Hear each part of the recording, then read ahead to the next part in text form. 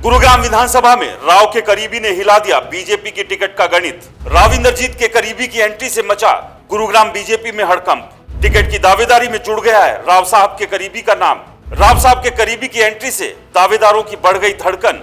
राव इंद्रजीत सिंह सबकी कटवाकर अपने करीबी को दिलवा पाएंगे टिकट। कौन है ये राव साहब का करीबी जो करेगा गुरुग्राम में टिकटों के खेल में खेला। नमस्कार दोस्तों, मेरा नाम है राज के वर्मा और आप देख रहे हैं रिपोर्टर जी। अगर आपने रिपोर्टर जी चैनल को सब्सक्राइब नहीं किया तो दोस्तों चैनल को सबसे पहले सब्सक्राइब जरूर कर लीजिए। हरियाणा विधानसभा चुनाव की घोषणा हो ही चुकी है और चुनाव का बिगुल बज चुका है। ऐसे में तमाम पॉलिटिकल पार्टीज के लिए सबसे बड़ा सरदर्द अगर इस वक्त है तो वो है उम्मीदवारों के सिलेक्शन का। बीजेपी हो, कांग्रेस हो, जेजेपी हो, आम आदमी पार्टी हो, आईएनएलडी बसपा गठबंधन हो या फिर निर्दलीय जो कि कोशिश कर रहे हैं कि कहीं उन्हें किसी पार्टी से टिकट मिल जाए, नहीं मिलता तो निर्दलीय ही मैदान में कूद पड़ेंगे। और इस सब के बीच सबसे बड़ा सवाल यह है कि 2024 विधानसभा का रण कौन जीतने वाला है। कांग्रेस दावा कर रही है कि इस बार 10 साल का सूखा वो खत्म करके सत्ता पर काबिज होने का काम करेगी। तो वहीं बीजेपी ने भी कह दिया है कि 2 बार हरियाणा में लगातार सरकार बनाने के बाद तीसरी बार वही सरकार बनाने जा रहे हैं। तो ऐसे में अब सबसे बड़ा सवाल यही है कि क्या कांग्रेस बीजेपी को हराकर हरियाणा की सत्ता पर वापस आ जाएगी या फिर बीजेपी बड़ा उलटफेर करते हुए तीसरी बार हरियाणा में सरकार बना सकती है। और सबसे बड़ी बात यह है कि बाकी के जो दल है उनकी हालत क्या है, वो कहां पर खड़े हैं, क्या वो अपना खाता खोलने की भी स्थिति में हैं, और अगर वो खाता खोलते हैं तो क्या वो बड़े नंबर भी लाकर सभी को चौंका सकते हैं। क्योंकि राजनीति है, चुनाव है, कुछ भी हो सकता है। तो ऐसे में किसी को कमजोर कहना, किसी को बहुत ताकतवर कहना, ये एक बेवकूफी हो सकती है। क्योंकि जो फैसला करना है वो जनता ने करना है और जनता ये फैसला 1 अक्टूबर को कर देगी। खैर, इस सब के बीच ये भी सवाल है कि 1 अक्टूबर को ही मतदान होंगे या वो तारीख बदल सकती है। क्योंकि बीजेपी आईएनएलडी ने चुनाव आयोग को चिट्ठी लिखी है और रिक्वेस्ट की है कि चुनावों की तारीख कुछ आगे बढ़ा दी जाए, क्योंकि इस दौरान छुट्टियां बहुत सारी है और इन छुट्टियों का फायदा उठाते हुए लोग लंबे वीकेंड के लिए कहीं बाहर जा सकते हैं। खैर, इस पर तो चुनाव आयोग फैसला लेगा, लेकिन जिस बात का जिक्र हमने शुरुआत में किया था कि सबसे बड़ी अगर सरदर्दी, टेंशन, अगर मुश्किल में पार्टी कहीं पर है तो वो है कि किस उम्मीदवार को वो टिकट देकर विधानसभा में उतारे। यानी कि जो 90 विधानसभा है इसको लेकर मंथन, चिंतन जो है तमाम पॉलिटिकल पार्टियों के भीतर जबरदस्त तरीके से चल रहा है। जेजेपी ने अपने कुछ उम्मीदवारों की लिस्ट जारी कर दी है, लेकिन अगर किसी पार्टियों पर सबसे ज्यादा नजरें हैं तो वो है बीजेपी और कांग्रेस। कांग्रेस की टिकट पाने वालों की तो लंबी चौड़ी कतार है, लेकिन खैर बीजेपी में भी दावा ठोकने वाले कम नहीं हैं। इस सब में एक बार फिर से आज बात करेंगे गुरुग्राम विधानसभा क्षेत्र की। गुरुग्राम को लेकर भी काफी उठापटक चल रही है, फिर बीजेपी हो या कांग्रेस हो, यहां पर भी टिकट की दावेदारी ठोकने वाले कई नेता हैं। लेकिन इस दावेदारी ठोकने के बीच बीजेपी में सबसे ज्यादा घमासान मचा है। अगर पूरे हरियाणा की बात करें तो टिकट की मांग करने वालों की संख्या सबसे ज्यादा अगर कहीं है तो वो कांग्रेस के भीतर है। लेकिन अगर गुरुग्राम विधानसभा की बात करें तो यहां पर गणित उल्टा हो जाता है। यहां पर बीजेपी के भीतर सबसे ज्यादा दावेदार है जो टिकट की दावेदारी ठोक रहे हैं। और इन सब के बीच एक नया चौंका देने वाला नाम सामने आ रहा है और वो है गुरुग्राम से सांसद और केंद्रीय राज्य मंत्री राव इंद्रजीत सिंह के खास करीबी का। अब ये कौन है उनका ये खास करीबी जिसकी एंट्री से गुरुग्राम विधानसभा में बीजेपी के तमाम जो उम्मीदवार हैं उनकी दिलों की धड़कनें बढ़ सकती है।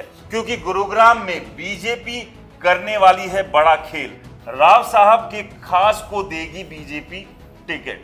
क्या राव साहब के इस खास को बीजेपी टिकट दे सकती है? क्योंकि अब जो दावेदारी की एक लंबी लिस्ट थी उसमें एक नया नाम भी जुड़ गया है। ये वो नया नाम कौन है ये राव इंद्रजीत सिंह का करीबी जिसकी एंट्री से तमाम जो बीजेपी के दावेदार जो दावेदारी ठोक रहे थे उनके लिए थोड़ी सी टेंशन यहां पर बढ़नी लाजमी है। इनके बारे में भी बात करेंगे, लेकिन उससे पहले बात कर लेते हैं कि बीजेपी में जो दावा ठोकने वालों की जो लंबी चौड़ी लिस्ट गुरुग्राम विधानसभा से है वो अब छोटी होकर कितनी रह गई है। क्योंकि बहुत सारे ऐसे नाम हैं जो कहीं ना कहीं अब धीरे धीरे साइड होते जा रहे हैं, जिस तरह का माहौल बन रहा है। तो एक बार पहले उस सूची पर नजर डाल लेते हैं और उसके बाद आपको बताएंगे कि राव साहब के ये करीबी कौन है जिनकी एंट्री से अब गुरुग्राम विधानसभा में भी हड़कंप मच गया है।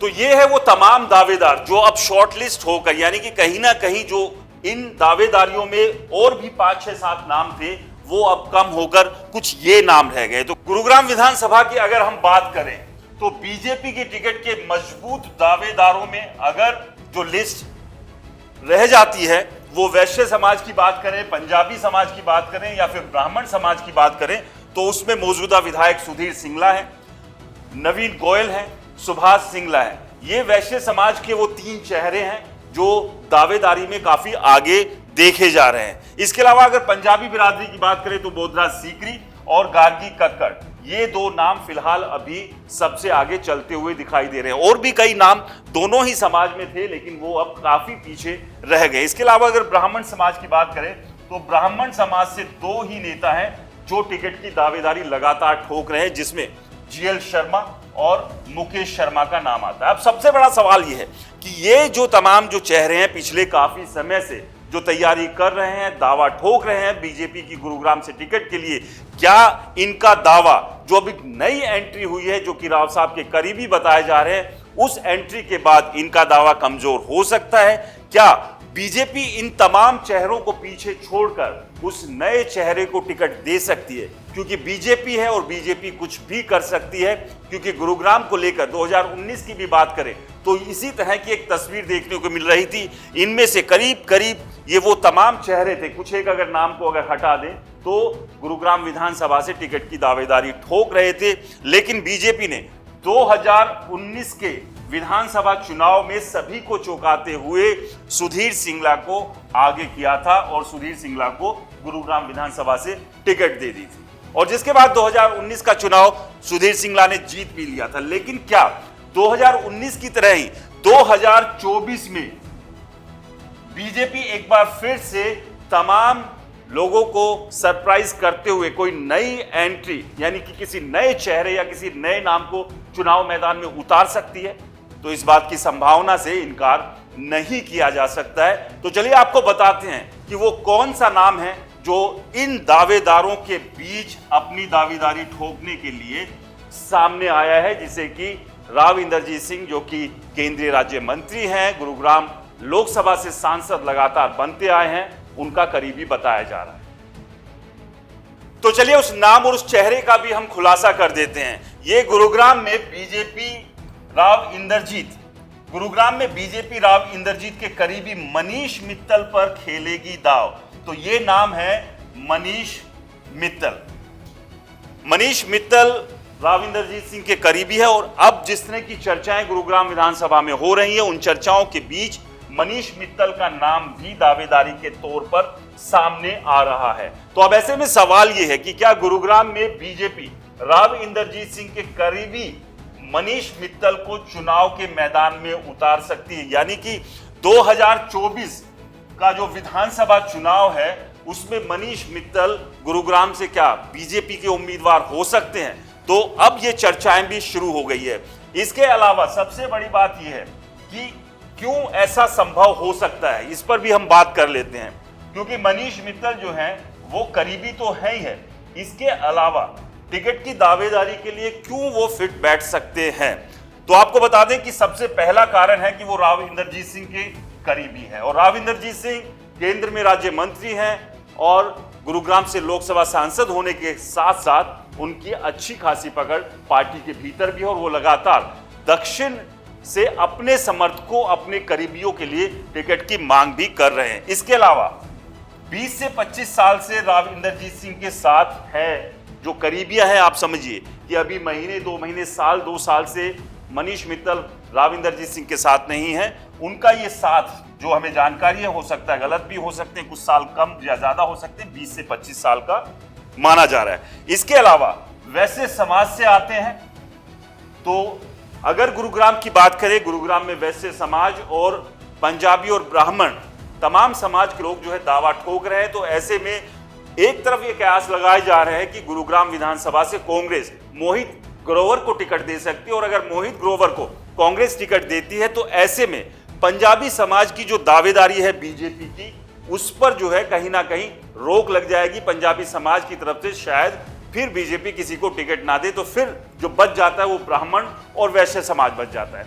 लेकिन इस सब के बीच वैश्य समाज की जो दावेदारी है अभी तक जो देखा गया पिछले 2 चुनाव में 2014 और 2019 बीजेपी ने वैश्य समाज के ही उम्मीदवारों को टिकट दी थी और दोनों बार जीत हासिल की। तो ऐसे में वैश्य समाज से भी मनीष मित्तल आते हैं और इस सब के बीच जिसका जिक्र इससे पहले भी मैंने किया था कि मनीष मित्तल जो एक नया चेहरा है और एक सरप्राइज फैक्टर जो है वो साबित हो सकते हैं, जो कि बीजेपी अक्सर करती है। और ना केवल सिर्फ विधानसभा चुनाव में उम्मीदवारों को लेकर हो, आपने देखा होगा पिछले राज्यों में जो चुनाव हुए उसमें मुख्यमंत्री ही बदल दिए थे और इससे पहले भी लगातार बीजेपी इस तरह के सरप्राइज देती आई है। तो ऐसे में कोई बड़ी बात नहीं है कि मनीष मित्तल जो कि राव साहब के करीबी है उन्हें गुरुग्राम से चुनाव के मैदान में उतार दे, क्योंकि अब मनीष मित्तल के नाम की भी चर्चा गुरुग्राम विधानसभा से जोरों पर है।